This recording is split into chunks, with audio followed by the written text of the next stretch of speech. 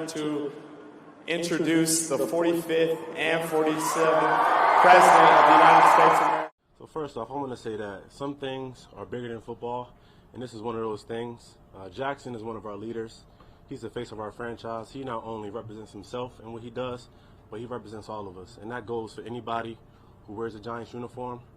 But if he chooses to align himself with a man like President Trump, it's my responsibility, based on what I believe and what I stand on, to not only show my teammates that I'm against that, but to show the world. And that doesn't mean that we have to spread hate. It doesn't mean that me and Jaxson hate each other or we have beef. I sit next to Jaxson every day, every team meeting, we close, we talk. We just, as long as we make sure we got the same goal as a team and our goals align, which they do, and I feel like that's all that matters. So I just want to move past this, and yeah, that's it. Did Jaxson say he was sorry for doing it? No, I don't want him to say he's sorry. Like, stand on what you believe in, but it can't be a problem when I stand on what I believe in. And that's all that matters to me. Just as long as we have that understanding, it's all good. So apparently Abdul Carter, he was in the same draft as Jaxson Dart. I think he was high pick for the Giants. Didn't have a great rookie season. And a lot of times you figure that pass rushers will take off fast. Usually that's one of those positions they get busy in the NFL. Running backs, receivers, usually pass rushers.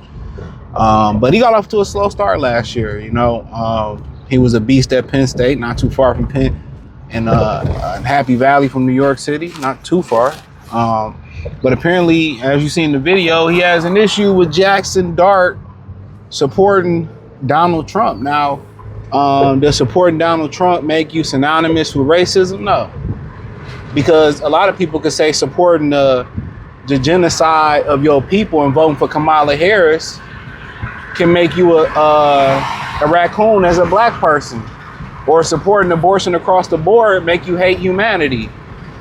Some of the things that they align with is racism. So when you get into politics, there's many layers of why you can vote. Because most people that understand politics, they understand that both sides are neither good.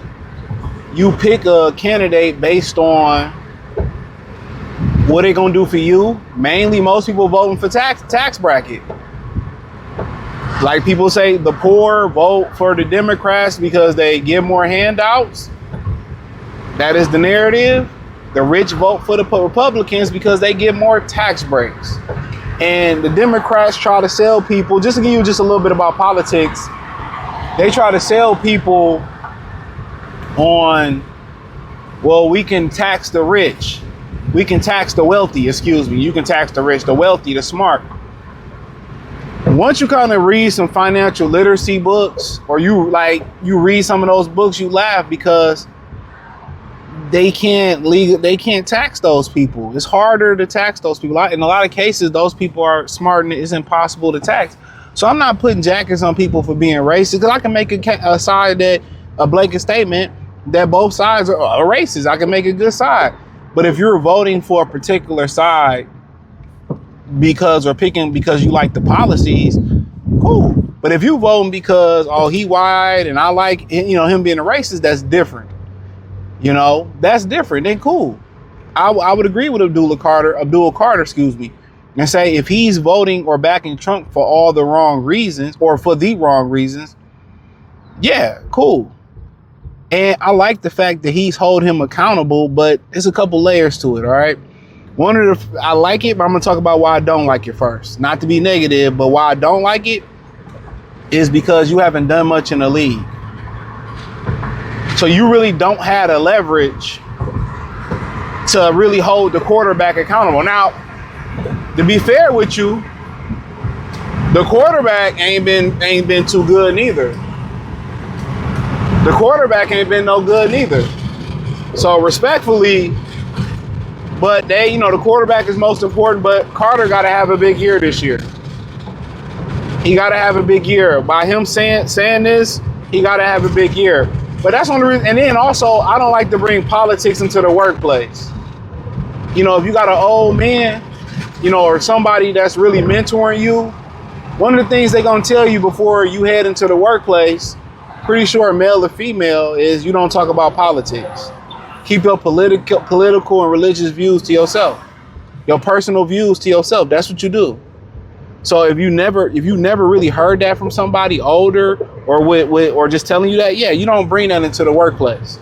So Jaxson Dart, yes, he has the freedom of will and freedom of speech to go speak and do what he want to do. I have no issue with, but you got to understand, when you go into that locker room, people gonna look at you funny. And this generation is so weak. You got to remember, Josh Allen, he was caught saying the N-word, I believe, on social media. Now, could he address that in the Buffalo Bills locker room? Yeah, he could have addressed that. And they could have said, okay, where you stand at? And he probably, hey, that just was a word. This is, cool. Because people have gotten lenient on that word. Let's not forget, let's rewind about the Carolina Panthers. Kerry Collins dropped the N-word in the locker room back in the day when he was at Panthers. They kicked him out. They had to trade him. So he must have said it in a messed up way. Riley Cooper had Deion Sanders capping for him when he said the N-word when he was drunk and he was a racial angered slur. Racial angry rant. Okay? So I definitely understand. I definitely understand like where he's coming from, but this is uncommon for this generation, in my opinion. A lot of people in this generation, they don't know what racism is. They don't stand up for them. They let these non-blacks say the N-word. They let them play in their face and do this stuff. And I appreciate him standing on business and setting a precedent. But if he's not really saying anything racist, or he's supporting Trump based on political views, tax bracket, and it's not based on placism and racism, so be it. You know what I mean? So, at the end of the day, I feel him holding them accountable. I love to see brothers speak up, or people in general speak up. But this generation to be so woke, a lot of them are very cowardly. To really speak their minds and really hold people accountable. But you got to always remember, you got to have leverage. And, you don't have no leverage, they'll white ball you out the league. So, but to Jaxson Dart and other players, man, stay out that political shit. Tom Brady was talking to Donald Trump one day, and he voted for Trump and all, and that, one thing about it, when you in that media spotlight, even though if you voted for Trump because y'all was friends, you never experienced any racism, or another candidate, but people think he racist, people going to make it synonymous with you being racist. People are simple-minded like that. They are. They really are. You can't explain, look here, man, if I had voted for that other motherfucker, that Democrat, I'd have lost 30-40% of my money. So they put these jackets on people, man. Not everybody that vote for the Democrats are proud people of their race, or proud Americans. Is racist on both sides. It's bigots on both sides, and learn the difference between the both. So, me personally, I ain't knocking it, bro. If somebody is openly racist, so be it. At least you know where they stand at. Why would you want somebody to hide their hand and throw a stone and hide their hand? Why would you want? Be real. Keep it a bean. Keep it a thigh wow bow wow. I don't like y'all. Cool. Can't trip it. You a bigot? Hey, cool. I just don't. I'd rather people just be honest about who they are. Now dig into why, because the media and their stereotypes that people draw from it that make people believe But I guarantee if you start to have more people experience different cultures to the people that they don't like, you'll see we pretty much all the same. You like Euphoria, I like Invincible, I like going to the movies, you like going to the movies, you like bowling. I'll say this all the times about people that's ops. Y'all usually beefing over something that, really ain't even that big. Y'all probably, if y'all didn't have that beef, y'all probably enjoy a lot of the same, things.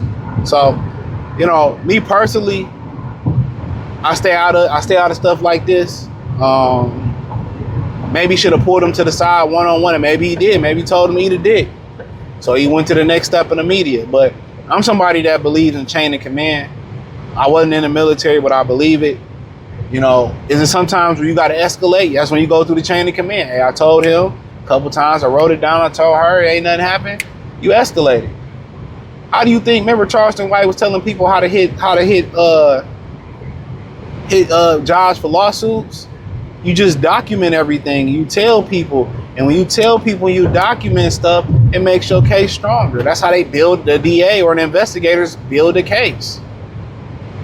You know, but hey, thumbs up the video, share the video, subscribe to the channel.